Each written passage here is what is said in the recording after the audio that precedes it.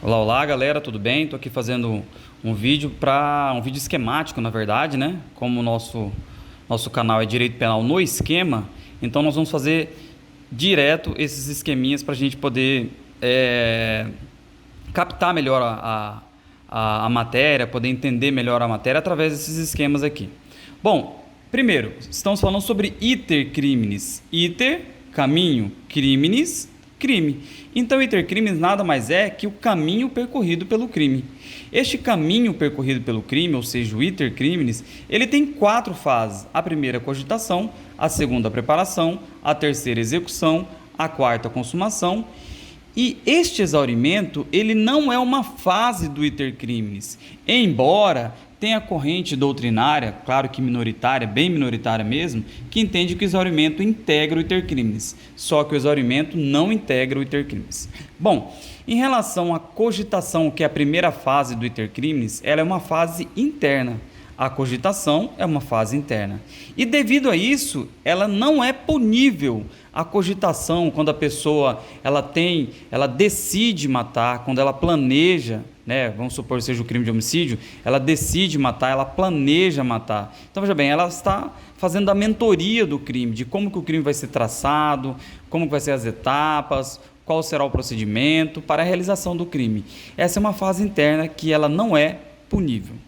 A segunda etapa do iter criminis é a etapa de preparação, os atos preparatórios. A partir da preparação ou dos atos preparatórios, nós estamos, a partir daí, na fase externa. A partir da preparação, todas as outras são fases externas. Execução é fase externa, consumação é fase externa.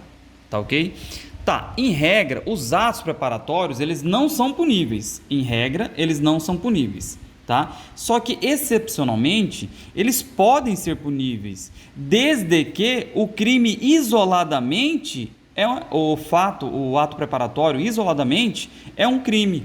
Exemplo, quando no crime de homicídio, o agente vai lá e compra a arma. Quando ele compra essa arma, ele isoladamente praticou o crime de posse e porte de arma. Então, em regra, os atos preparatórios, ele não é punível. Excepcionalmente, ele pode ser punível desde que este ato preparatório de forma isolada, ele pratique um crime. Ou quando a legislação prevê que os atos preparatórios podem ser punível. Exemplo, no caso da lei de terrorismo.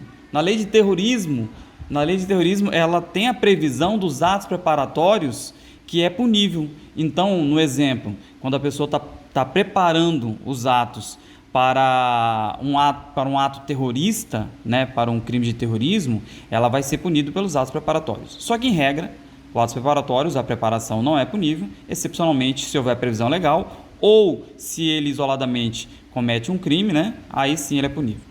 Terceira etapa do iter criminis. A terceira etapa do iter criminis chama-se execução. Existe ali uma pedra de toque entre a execução e a consumação.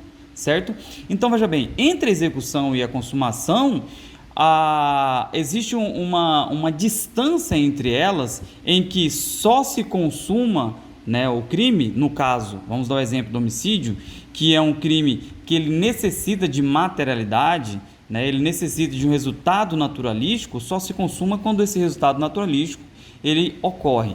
Exemplo, vamos dar um exemplo. No crime de homicídio, né, em que cogitou matar alguém, fez o planejamento, comprou a arma, ou comprou uma barra de ferro, ou comprou uma arma branca, e aí traçou todo o plano criminoso, e lá, no momento em que ele pretende, através daquele revólver, daquela arma de fogo, ele pretende dar 6 tiros na vítima. Só que quando ele vai ao encontro da vítima e ele tenta executar o seu plano criminoso, vamos supor que ele queria dar os 6 tiros, mas ele é interceptado pela polícia.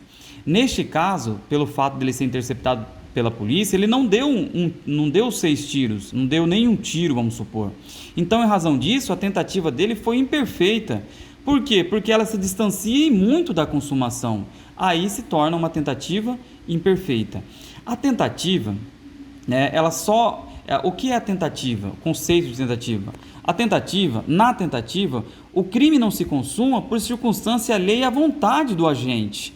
O agente, ele queria praticar um crime, ele queria, vamos supor o homicídio que nós estamos falando, ele queria a prática do homicídio, ele queria a consumação do homicídio, o resultado naturalístico, que seria a morte da vítima, só que ele foi interceptado por uma polícia. Então, neste caso, se ele foi interceptado pela polícia e não teve os seus atos preparatórios, a tentativa dele foi imperfeita. Bom, vamos dar um exemplo agora de tentativa perfeita. Se ele cogita o crime, prepara, compra arma e inicia a execução do crime, ele queria dar 6 tiros e efetivamente deu 6 tiros na vítima, conferiu, viu se a vítima estava morta, aparentemente ela estava desfalecida, o agente criminoso ele vai embora. Então, veja bem, neste caso em que o agente criminoso ele esgota todos os seus atos de execução, neste caso, a tentativa dele foi perfeita. Ele deu 6 tiros, ele queria dar os 6 tiros e efetivamente ele deu 6 tiros. Conferiu se a vítima estava morta ou não. E ele pensou que a vítima estava morta, porque ela estava aparentemente desfalecida. Então, neste caso, a tentativa foi perfeita. Por quê? Porque ela está muito próximo da consumação. Então, devido a isso, a tentativa foi perfeita. Só que vamos dar um exemplo em que ele dá os 6 tiros, confere se a vítima está morta e pensa que efetivamente ela está morta, mas aí ele vai embora, só que transeuntes ou vizinhos vai e socorre essa vítima. Neste caso, dos vizinhos socorrer essa vítima, evita a consumação.